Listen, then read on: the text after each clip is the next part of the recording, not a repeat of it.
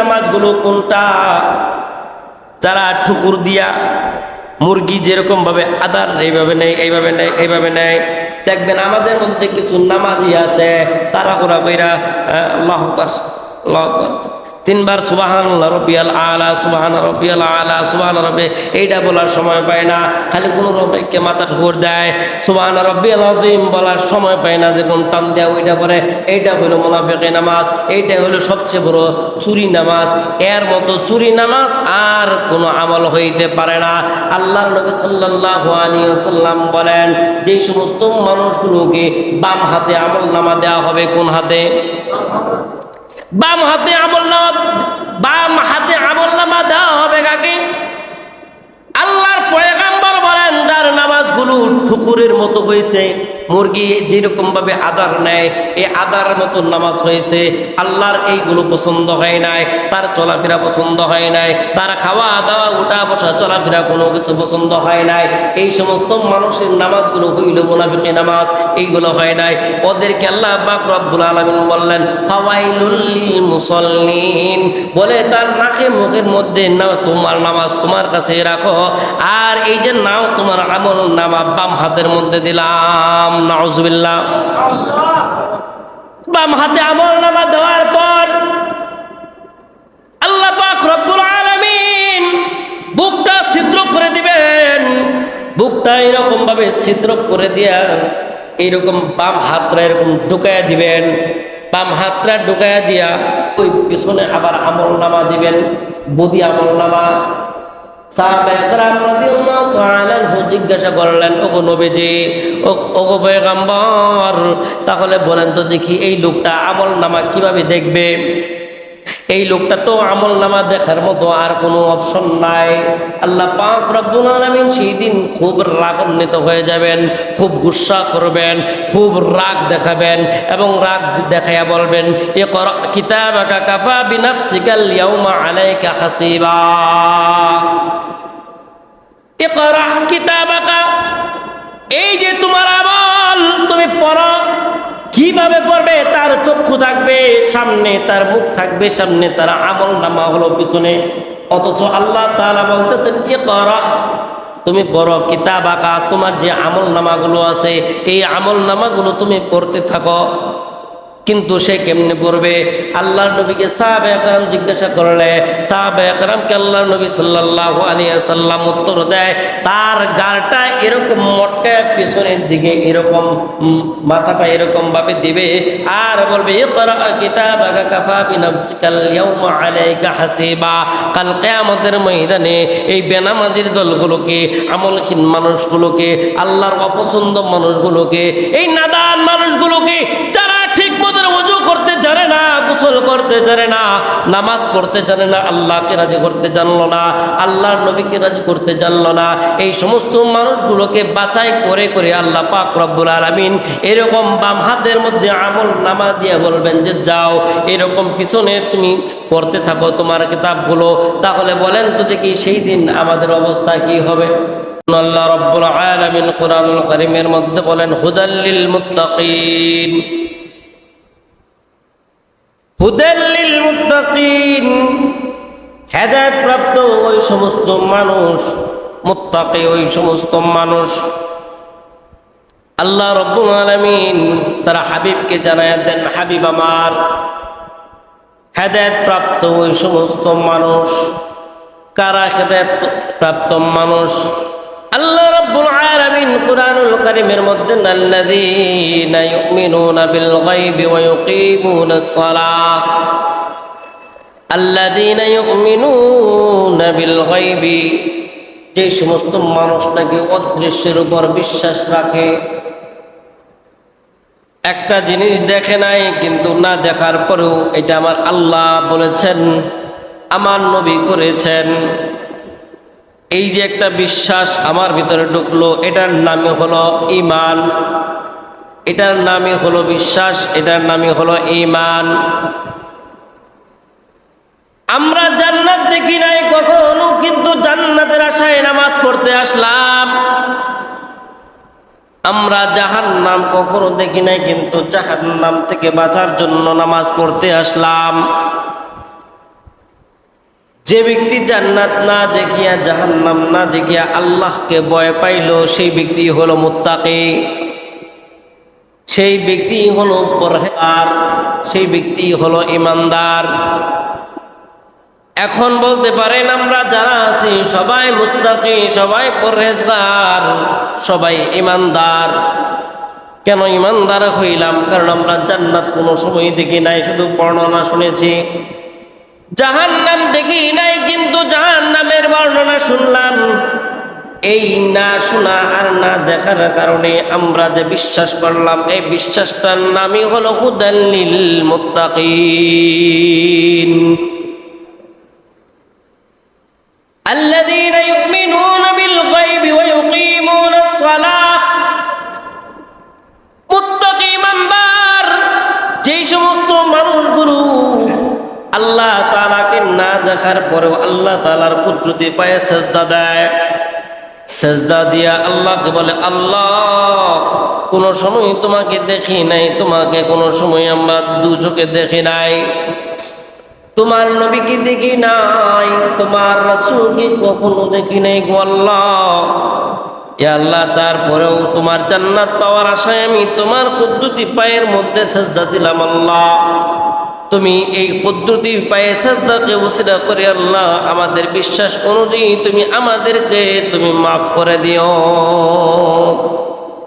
আল্লাহর নবী বলেন, গত জুমায় আলোচনা করেছিলাম, যারা নামাজ আদায় করবে পুঙ্খানু ভাবে ইতমিনানের সাথে, খুশু খুজুর সাথে যারা নামাজ আদায় করবে, এই সমস্ত মানুষের জন্য আল্লাহ পাক রব্বুল আলামিন কবর যে সর্বপ্রথম ঘাটি, এই কবরের যে সর্বপ্রথম ঘাটি, এই ঘাটিটা আল্লাহ রাব্বুল আলামিন সর্বপ্রথম তাদেরকে হিসাববিহীন তাদেরকে খালাস করে দিবেন।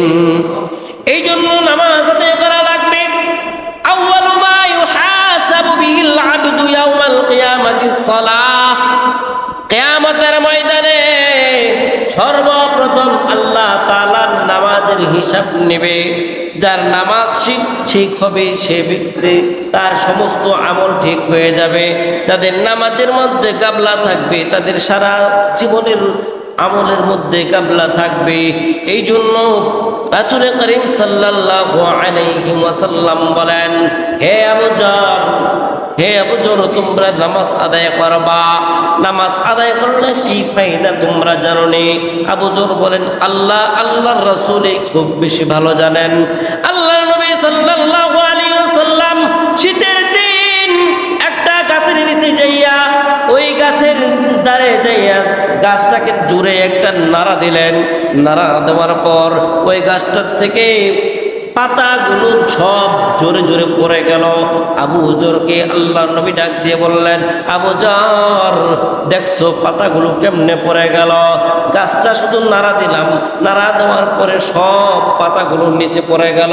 ওগো আবু যর, যে ব্যক্তি নাকি নামাজ আদায় করবে, পুঙ্খানু ভাবে সে নামাজ আদায় করবে, পবিত্রতা হাসিল করবে, খুশু খুজুর সাথে নামাজ আদায় করবে, সুন্দর করে অজু আদায় করে নামাজ আদায় করবে, যে ব্যক্তি আল্লাহকে, আল্লাহর নবীকে বিশ্বাস করে সামনে রেখে হাজির নাজির মনে করে, আল্লাহকে হাজির নাজির মনে করে যে ব্যক্তি নামাজ আদায় করবে, এ আবু যর ভালো করে শুনে নাও, এই গাছটা থেকে যেরকম ভাবে পাতাগুলো নিচে ঝরে গেল, এই গাছটা থেকে যেরকম ভাবে আমি অল্প একটু নাড়া দেওয়ার পর গাছ থেকে পাতাগুলো ঝরে গেল, একজন ইমানদার, একজন মুসলমান, একজন মুমিন মুত্তাকির জন্য, যে ব্যক্তি নামাজ 5 ওয়াক্ত আদায় করবে, আল্লাহর নবী বলেন তার জীবন থেকে এইরকম ভাবে গুনাহগুলো ঝরে যাবে। সুবহানাল্লাহ। কিন্তু তাকায় দেখেন, আমরা মুসলমান, আমরা ইমানদার, আমরা মুসলমান, আমরা কালেমা পড়েছি, আমরা আল্লাহ তাআলার হুকুম মানি, নবীর তরিকা অনুযায়ী চলতে চাই। এই নবীর তরিকা অনুযায়ী চলতে চাইয়া দেখেন বেলাল রাদিয়াল্লাহু তাআলা আনহু কত কষ্ট করেছে, হযরত খুবাইব রাদিয়াল্লাহু তাআলা আনহু কত কষ্ট করেছে, হযরত খাব্বাব রাদিয়াল্লাহু তাআলা আনহু কত কষ্ট করেছে। শুধু খুবাইব, খাব্বাব আর বেলালই নয়, যে আসমান আর যে জমিন না না বানাইলে আল্লাহ এই পৃথিবীর কোনো কিছু বানাইতেন না। যাকে না বানাইলে এই পৃথিবীর জমিনের কোনো কিছু বানাইতেন না। সেই মুহাম্মদুর রাসূলুল্লাহ সাল্লাল্লাহু আলাইহি ওয়াসাল্লামকেও এই নামাজ পড়ার কারণে বেঈমান ইহুদি নাসারারা কত কষ্ট দিয়েছে, ঠিক কিনা? এই নামাজ পড়ার কারণে আমার নবীর উপরে কত আযাব আর গজব। আজ তাকায় দেখো ইন্ডিয়ার জমিনের মধ্যে ওই মোদির দলগুলো আমার রক্তের ভাইগুলোর উপরে কিরকম ভাবে সাজা দিচ্ছে। তাদেরকে নামাজ পড়তে দেয় না, তাদেরকে আল্লাহর নামটা উচ্চারণ করতে দিচ্ছে না। প্রকাশ্যে যাদেরকে মনে হচ্ছে এরা মুমিন, এরা মুত্তাকি, ওদেরকে পাকড়াও করে হয়তো মেরে ফেলতেছে, নয়তো জেলের মধ্যে ঢুকাইতেছে। এখন বলো তো দেখি আল্লাহর নবীর যুগের অবস্থাটা এখন শুরু হয়ে যাচ্ছে। এই জন্য আল্লাহর নবী বলেন, হে উম্মতে মুহাম্মাদির দল, শেষ নবী আমি হলাম শেষ নবী। আমার শেষ জমানার মধ্যে এমন একটা জমানা আসবে যে জমানাটার মধ্যে হাতের মধ্যে জ্বলন্ত একটা কয়লা রাখলে যতটুকু মানুষের পক্ষে অসম্ভব, ঠিক তদ্রুপভাবে মানুষের কলবের ভিতরে যে ঈমান আছে, ঈমান, এই ঈমানটা রাখাটাও তার থেকেও বেশি ভয়ঙ্কর হয়ে যাবে। কিন্তু তাকায় দেখো আজকে বাইতুল মুকাদ্দাস আর ইন্ডিয়ার দিকে তাকাইয়া দেখো, যারা খাঁটি মুসলমান, যারা খাঁটি ইমানদার, যারা হক্কানি মুত্তাকি, যারা পরহেজগার, তাদের উপরে যত প্রকার আযাব আসুক না কেন, যত প্রকার গজব আসুক না কেন, যত প্রকার সমস্যার মধ্যে তারা পড়তে পারে না, একটা সেকেন্ডের জন্য তারা আল্লাহর নাম মুখ থেকে সরায় না। বেলাল রাদিয়াল্লাহু তাআলা আনহুকে যেরকম উত্তপ্ত গরম বালুকা রাশির উপরে রেখেছে, এই জায়গার মধ্যে রাখি আবার জ্বলন্ত কয়লার উপরে যেরকম বেলাল রাদিয়াল্লাহু তাআলা আনহুকে রাখলেন। তারপরে বললেন, এ বেলাল, এই হাবশি বেলাল, তুমি এই হাবশি বেলালটার এত দাম হইল কেন? সে কোনো বংশীয় লোক না, তার টাকা পয়সাও নাই, তার অর্থ সম্পদও নাই, তারপরেও তার এত দাম হইল কেন? তার এত ইজ্জত হইল কেন? আল্লাহ রাব্বুল আলামিন বলেন, আমি চেহারা দেখিয়া তাদেরকে ইজ্জত দান করি না, টাকা পয়সার কারণে ইজ্জত দান করি না। এই বেলালকে আমি ইজ্জত দান করেছি ইসলামের কারণে। বলেন সুবহানাল্লাহ। এই বেলালকে আমি ইজ্জত দান করেছি আমার ভালোবাসার কারণে। এই বেলালকে আমি ইজ্জত দান করেছি আমার হাবিবের ভালোবাসার কারণে। এই বেলাল রাদিয়াল্লাহু তাআলা আনহুকে বলতেছেন, তুমি শুধু একবার মুখ থেকে তুমি কালেমার শব্দটা তুমি সরায়া দাও, তোমাকে এই আযাব আর গজব থেকে তোমাদেরকে আমি মুক্তি দিয়ে দেব। বেলাল রাদিয়াল্লাহু তাআলা আনহু বললেন, হে কাফেরের দল, আমার জীবন যাইতে পারে, আমার সারা শরীর পুরে ছাই হয়ে যাইতে পারে, তারপরেও আমি বেলাল আমার নবীর ভালোবাসা থেকে, আমার আল্লাহর ভালোবাসা থেকে, আমার আল্লাহর শব্দ থেকে এক সেকেন্ডের জন্য আমি বিসবা হব না। বর্তমান তো সেই জমানা চলে আসছে রে ভাই। আপনি আর আমি তো আল্লাহর ঘরের মধ্যে এসে খুব সুন্দর করে আপনি সেজদা দিতে পারতেছি, কিন্তু ইন্ডিয়ার জমিনের দিকে তাকায় দেখেন মানুষগুলো ভালো নাই, ইন্ডিয়ার মুসলমানগুলো ভালো নাই, ইন্ডিয়ার তাহাজ্জুদ গুজার মানুষগুলো ভালো নাই, ইন্ডিয়ার মাদ্রাসা মসজিদগুলো ভালো নাই, ইন্ডিয়ার মসজিদগুলো যেগুলো সম্ভব হচ্ছে ওরা ভেঙ্গে তছনছ করে দিতেছে। এইরকম ভাবে অত্যাচার অনাচার করে মুসলমানদেরকে কষ্ট দিতেছে। আল্লাহ রাব্বুল আলামিন বলেন, এই মুত্তাকি, এই অবস্থার মধ্যে যারা ঈমান ধরে রাখতে পারবে এরাই হলো হুদাল্লিল মুত্তাকিন। এই মানুষগুলোই হলো হুদাল্লিল মুত্তাকিন। সুবিধাবাদী ইসলাম যারা পালন করে এদের জন্য সুবিধাবাদী, যে আমি খাইলাম ঘুমাইলাম, মন চাইলে ইবাদত করলাম, মন চাইলে করলাম না, আসর চলে গেল, মাগরিব চলে গেল, সময় পাই নাই পড়লাম না, এশার একটু সময় পাইলাম করে নিলাম। এমন সুবিধাবাদী মুসলমানের জন্য মুত্তাকি ঘোষণা আসে নাই। বরঞ্চ তুমি যে কোনো পরিস্থিতিতেই তুমি থাকো না কেন, সেই পরিস্থিতিতে যদি তুমি আল্লাহর ইবাদত করো, নবীর তরিকা অনুযায়ী চলো, ওই অবস্থার কারণেই তোমাকে মুত্তাকি বলা হয়। অন্য এক হাদিসের মধ্যে বলেন,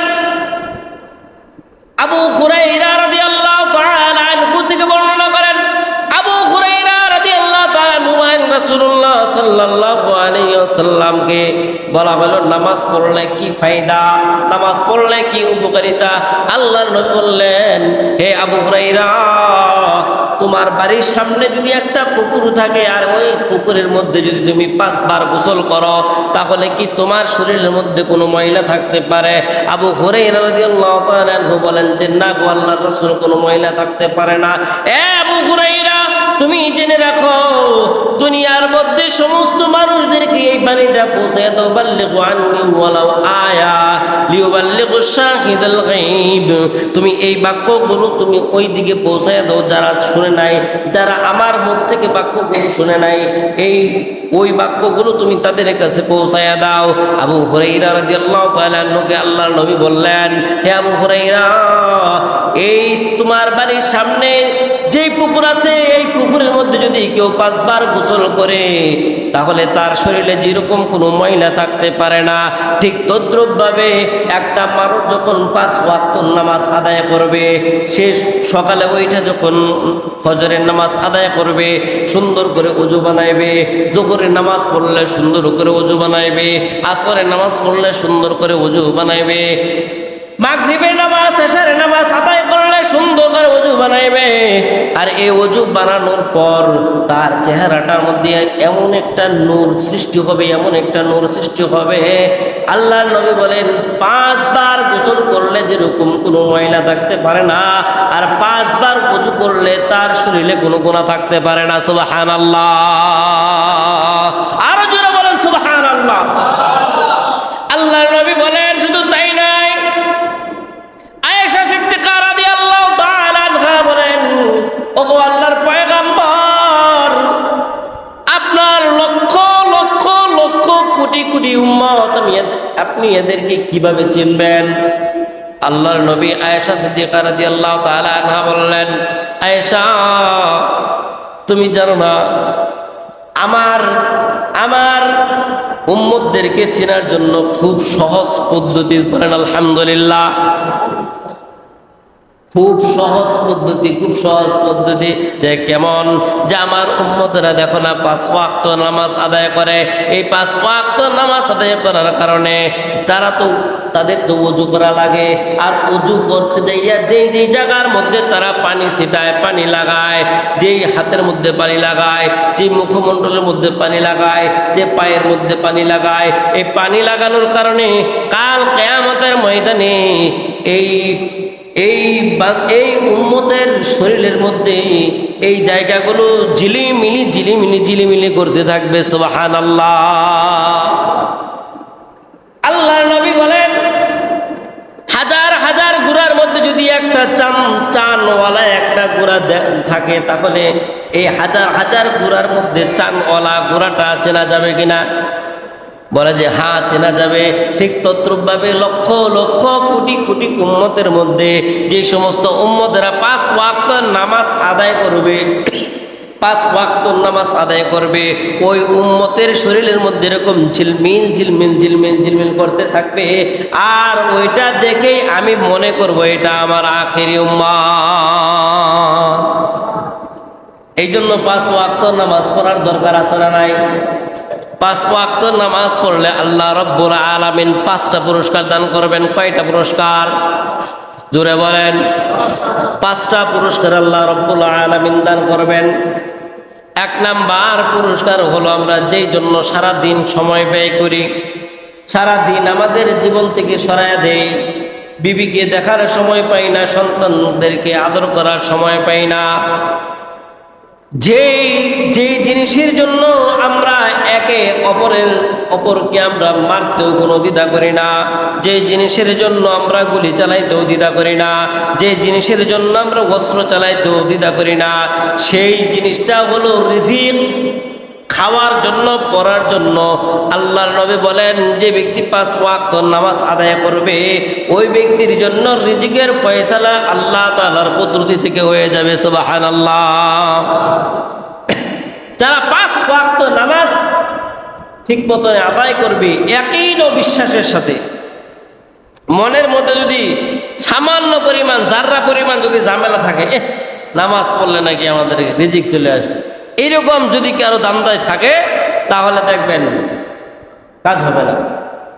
অন্ধবিশ্বাসের মতো আল্লাহ তাআলার উপরে তাওয়াক্কুল করে, আল্লাহর উপরে ভালোবাসা রেখে, নবীর ভালোবাসা রেখে যদি কেউ এরকম 5 ওয়াক্ত নামাজ আদায় করতে পারে, আল্লাহ পাক রব্বুল আলামিন তার রিজিকের যে অভাব অনটন তার কুদরতি থেকে আল্লাহ পাক রব্বুল আলামিন ব্যবস্থা করে দিবেন। এটা হলো 1 নাম্বার। 2 নাম্বার, আল্লাহ পাক রব্বুল আলামিন বলেন, বান্দা তুমি যখন নামাজ আদায় করবা তখন তোমার জীবনের প্রথম ঘাঁটি হলো কবর। এই কবর থেকে, এই কবরের ঘাঁটি, প্রথম ঘাঁটি, এই কবরের ঘাঁটির আযাবগুলো আমি আল্লাহ রব্বুল আলামিন মাফ করে দেব। সুবহানাল্লাহ। এই কবরের ঘাঁটিগুলো কেমন শক্ত ঘাঁটি! কবরের ঘাঁটিটা এমন একটা শক্ত ঘাঁটি, এই কবর আপনাকে আমাকে প্রতিদিন ডাকতে থাকে, আয় আয় আয়, আমি অন্ধকার ঘর, আমি সাপ বিচ্ছুর ঘর, আমি পোকা মাকড়ের ঘর, আয় আয় আয় আমার কাছে আয়। এইরকম ভাবে প্রতিদিন প্রতিটা মানুষকে ডাকতে থাকে। যখন একটা মানুষকে কবরস্থ করা হয়, কবরস্থ করার পর কিতাবের মধ্যে লেখা হয়, একটা মানুষকে যখন কবরের মধ্যে রাখিয়া সুন্দর করে ডাকিয়া মানুষগুলো চলে আসে, 24 ঘন্টা যাইতে না যাইতে তার এরকম শরীরটা খুব দুর্বল হয়ে যায় এবং পেছনের রাস্তা দিয়া পোকা মাকড় বের হতে থাকে এবং একটা পোকা মাকড় বের হয়ে আরো পোকা মাকড়কে আহ্বান করতে থাকে। আবার কিছুদিন যাওয়ার পর তার নাকটা খসে যায়। এই কবরের মধ্যে থাকা অবস্থায় আবার কিছুদিন যাওয়ার পর তার নখগুলো খসে যায়। এই কবরের মধ্যে থাকা অবস্থার শরীরের পশমগুলো আস্তে আস্তে খুলে যায়। আবার কিছুদিন থাকার পর আল্লাহর নবী সাল্লাল্লাহু আলাইহি ওয়াসাল্লাম বলেন, যখন আবার কিছুদিন চলে যায়, পেট এবং শরীর সব কিছু ব্রাস্ট হয়ে জমিনের সাথে মিশে যায়। আস্তে আস্তে গোশতগুলো শেষ হয়ে যায়, মাটির সাথে মিশে যায়। কিছুদিন পর হাড়গুলো জমিনের মধ্যে বাগ বাগ হয়ে পড়ে থাকে। কি লাভ হইল বলেন তো দেখি? আমি অন্যায় অপরাধ করে কিছু টাকার জন্য, কিছু পয়সার জন্য একটা বাইকে অনর্থক আমি মেরে ফেললাম, একটা বাইকে অনর্থক আমি কষ্ট দিলাম, একটা বাইকে আমি অনর্থক আমি ধোঁকা দিলাম, একটা বাইকে আমি মিথ্যা কথা বলে তাকে আমি একটা জালের মধ্যে ফাঁসাইয়া দিলাম। এর জন্য কি হইল? কিছু টাকা পাইলাম, টাকা পাওয়ার পর আমার শরীরটাকে আমি যত্ন করে নিলাম, আমি ভালো মন্দ খাইলাম, কিন্তু আমার মৃত্যু হয়ে গেল। মৃত্যু হয়ে যাওয়ার পর আমার শরীর থেকে সব কিছু এইরকম ভাবে খসে খসে পড়ে গেল।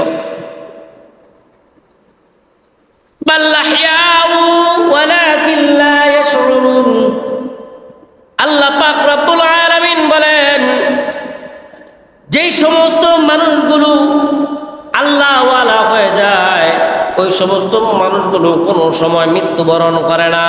যারা আল্লাহর পছন্দ বান্দা হয়ে যায়, আল্লাহর পেয়ারা বান্দা হয়ে যায়, তারা কখনো মৃত্যুবরণ করে না। তোমরা তাদেরকে কখনো মৃত্যু বলিও না, কারণ তাদের কি মৃত্যু হয়েছে এটা একটা বাহ্যিক দৃষ্টিতে তারা মৃত্যু হয়েছে, কিন্তু তারা আসলে মৃত্যুবরণ করে নাই। তারা কেমন জানি এখনো জীবিত আছে।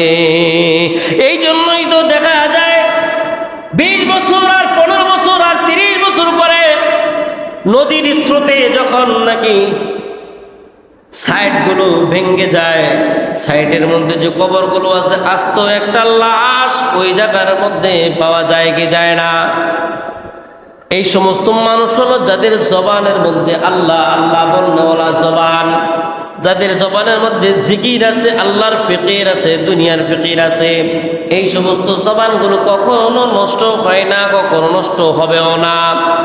এই জন্য বন্ধুরা আমার, মিথ্যা কথা বলবেন, আপনার শরীরের কোনো অংশ থাকবে না। আল্লাহ রাব্বুল আলামিন বলেন, তোমার চক্ষুটা কোন পিঁপড়া খাবে, কোন পোকা খাবে, কোন মাকড়ে খাবে, তোমার শরীরের কোন অংশ কোন পোকা মাকড় খাবে, আমি আল্লাহ রাব্বুল আলামিন এটা অনেক আগে নির্ধারণ করে রাখছি। সুবহানাল্লাহ।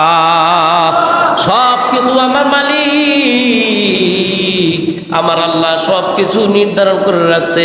আমার চোখ কোন পিঁপড়া খাবে, কোন পোকামাকড় খাবে, আমার জিহ্বা কোন পোকামাকড় খাবে, আমার শরীর, আমার গাল, আমার সারা বদন কোন পোকামাকড় খাবে, সব কিছু আল্লাহ পাক নির্ধারণ করে রাখছেন।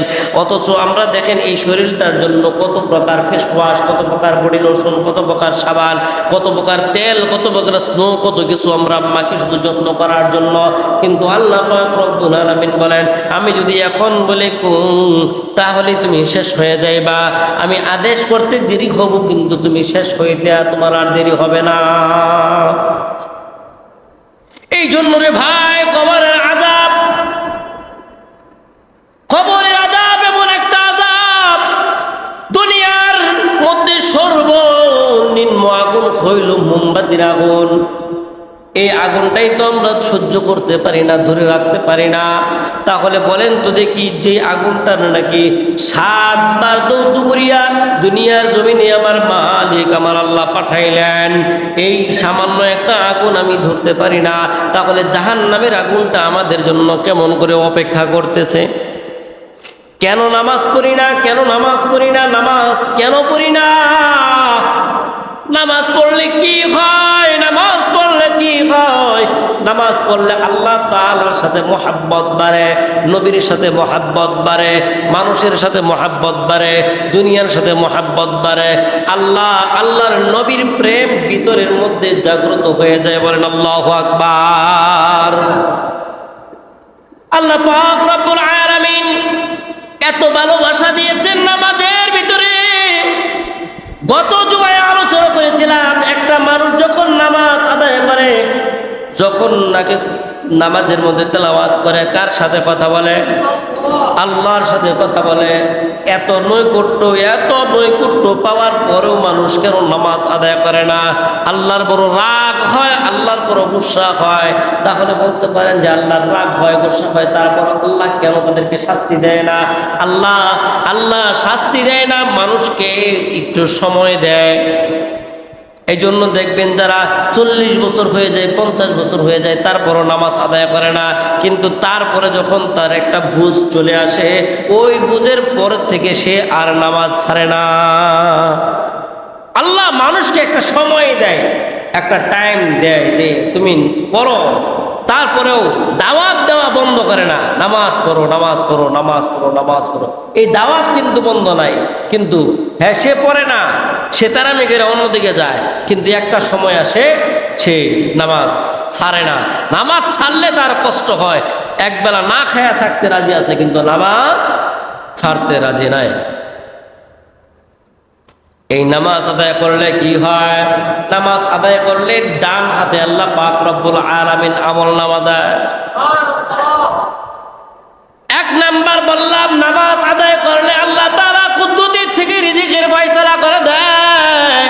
2 নাম্বার হলো কবরের আযাব মাফ করে দেয়। 3 নাম্বার হলো আল্লাহ পাক রব্বুল আলামিন ডান হাতে আমলনামা দান করে। সুবহানাল্লাহ।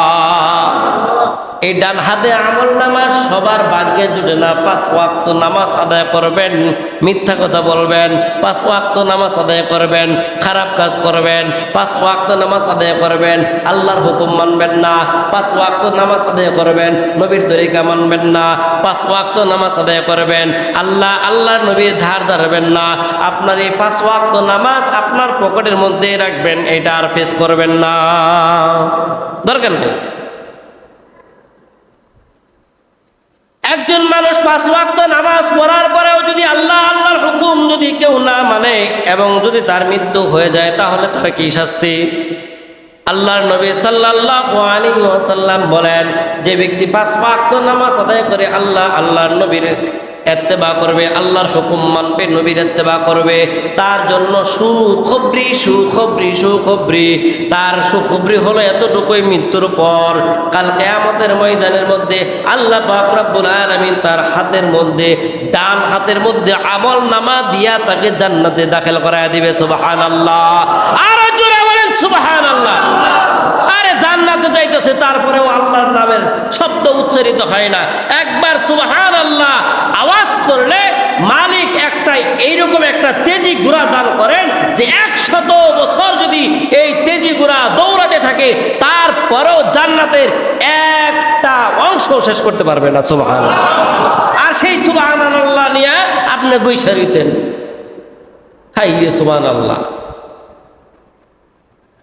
অনেক রাগে দেবেন সুবহানাল্লাহ, কথা করেন সুবহানাল্লাহ বলে না কোন দিয়ে এত সুন্দর সওয়াবের কাম। সুবহানাল্লাহ, ও সস্তা তো, তাই না? সুবহানাল্লাহ সস্তা মানে বললেই তো হয়ে যেতেছে। একটা বুবা মানুষেরা বলেন তো হ্যাঁ সুবহানাল্লাহ কই তো বলেন। একটা বুবা মানুষ যে জিব্বা দিয়ে কথা বলতে পারে না, তার একটু বলেন ভাই তুমি সুবহানাল্লাহ বলো, দেন সে বলতে পারে নাকি? শুকরিয়া নাই। শুকরিয়ার কত করুন তারা, শুকরিয়া নাই মানুষের। হ্যাঁ, আল্লাহ এত সুন্দর একটা জিব্বা দান করছে, কথা বলার শক্তি দান করছে। সুবহানাল্লাহ তেলাওয়াত করবো, আলহামদুলিল্লাহ তেলাওয়াত করবো, আল্লাহু আকবার তেলাওয়াত করবো, কিন্তু এইটার মধ্যে খালি ঘুম আসে, খালি ঘুম। সুবহানাল্লাহর আওয়াজ করতে হবে। ডান হাতে আমল নামা দিয়া আল্লাহ পাক রব্বুল আলামিন তাকে জান্নাতে দাখিল করায়া দিবে। আল্লাহ বলবে যে যাও, তোমার জীবদ্দশার মধ্যে তোমার নামাজগুলো আমার কাছে খুব ভালো লাগছে, তোমার জীবদ্দশার মধ্যে তোমার চলাফেরাগুলো ভালো লাগছে, তোমার জীবদ্দশার মধ্যে খাওয়া দাওয়া, উঠা বসা, চলাফেরা সব কিছু আমার কাছে ভালো লাগছে। ও বান্দা, তোমাকে তো আমি এই জন্যই পাঠাইছি বান্দা, আমি আজ খুশি হয়ে গেছি বান্দা, যাও তোমাকে এই যে তোমার আমল নামা দিলাম, তুমি আমল নামা নিয়ে তুমি জান্নাতে চলে যাও। এই বান্দা খুশি না বেজার? খুশি, এই খুশি হয়ে যাবে। কিন্তু দুঃখের বিষয় হয় না যে সমস্ত মানুষের নামাজগুলো আল্লাহর কাছে পছন্দ হয় না, মুনাফিকি নামাজ। গত জুমা বলেছিলাম মুনাফিকি নামাজগুলো কোনটা? যারা ঠুকুর দিয়া মুরগি যেরকম ভাবে আদার এইভাবে নেয়, দেখবেন আমাদের মধ্যে কিছু নামাজি আছে, তারা ওরা বইরা আল্লাহু আকবার 3 বার সুবহানাল্লাহ রাব্বিয়াল আলা, সুবহানা রাব্বিয়াল আলা, সুবহানা রাব্বি, এইটা বলার সময় পায় না, খালি কোনো রব্বিকে মাথা ঠোর দেয়। সুবহানা রাব্বিয়াল আযীম বলার সময় পায় না, যেরকম টান দেয় ওইটা করে। এইটা হলো মুনাফিকি নামাজ, এইটা হলো সবচেয়ে বড় চুরি নামাজ। এর মতো চুরি নামাজ আর কোনো আমল হইতে পারে না। আল্লাহর নবী সাল্লাল্লাহু আলাইহি ওয়াসাল্লাম বলেন, যেই সমস্ত মানুষগুলোকে বাম হাতে আমল নামা দেওয়া হবে, কোন হাতে? বাম হাতে আমল নামা দেওয়া হবে কাকে? আল্লাহর পয়গম্বর বলেন, যার নামাজগুলো ঠুকুরের মতো হয়েছে, মুরগি যেরকম ভাবে আদার নেয় এই আদার মতো নামাজ হয়েছে, আল্লাহর এইগুলো পছন্দ হয় নাই, তার চলাফেরা পছন্দ হয় নাই, তার খাওয়া দাওয়া, উঠা বসা, চলাফেরা কোনো কিছু পছন্দ হয় নাই, এই সমস্ত মানুষের নামাজগুলো হইল মুনাফিকি নামাজ, এইগুলো হয় নাই। ওদেরকে আল্লাহ পাক রব্বুল আলামিন বললেন ফাওয়াইলুল লিল মুসাল্লিন, বলে তার নাকে মুখের মধ্যে নাও তোমার নামাজ তোমার কাছে রাখো, আর এই যে নাও তোমার আমল নামা বাম হাতের মধ্যে দিলাম। নাউজুবিল্লাহ। বাম হাতে আমল নামা দেওয়ার পর আল্লাহ পাক রব্বুল আলামিন বুকটা ছিদ্র করে দিবেন। বুকটা এরকম ভাবে ছিদ্র করে দিয়া এইরকম বাম হাতটা এরকম ঢুকাইয়া দিবেন। বাম হাতটা ঢুকাইয়া দিয়া ওই পিছনে আবার আমল নামা দিবেন, বদি আমল নামা। সাহাবায়ে কেরাম রাদিয়াল্লাহু তাআলা আনহু জিজ্ঞাসা করলেন, ওগো নবীজি, ওগো পয়গম্বর, তাহলে বলেন তো দেখি এই লোকটা আমল নামা কিভাবে দেখবে? এই লোকটা তো আমল নামা দেখার মতো আর কোনো অপশন নাই। আল্লাহ পাক রব্বুল আলামিন সেই দিন খুব রাগান্বিত হয়ে যাবেন, খুব গুসা করবেন, খুব রাগ দেখাবেন এবং রাগ দেখাইয়া বলবেন, ইকরা কিতাবাকা কাফা বিনাফসিকাল ইয়াউমা আলাইকা হাসিবা। ইকরা কিতাবাকা, এই যে তোমার আমল তুমি পড়ো।